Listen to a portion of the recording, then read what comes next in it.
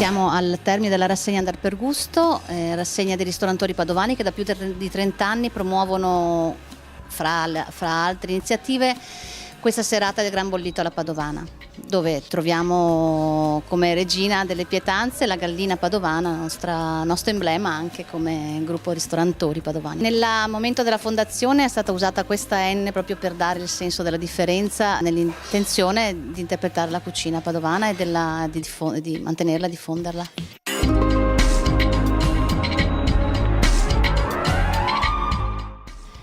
Sono un gruppo di ristoranti appunto nella provincia di Padova che da più di 30 anni si occupa della salvaguardia e della tradizione della cucina padovana e quindi si opera per valorizzare i prodotti del territorio e soprattutto, specie stasera, l'incontro di stasera, curare quello che è l'emblema appunto della cucina padovana, che è la gallina padovana.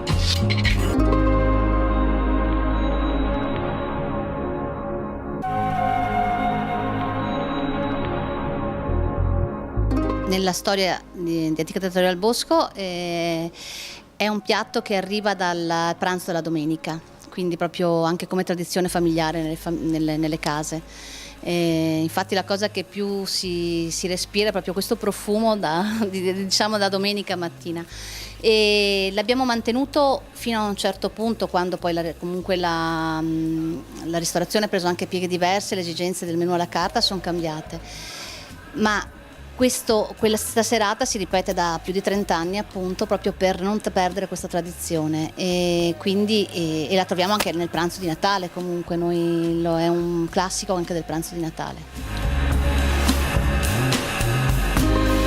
Ci sono i tagliolini con il brodo doppio appunto di gallina e manzo, il risotto con i rovinassi e il gran bollito alla padovana, dove fa da regina la gallina, la ganciuffo.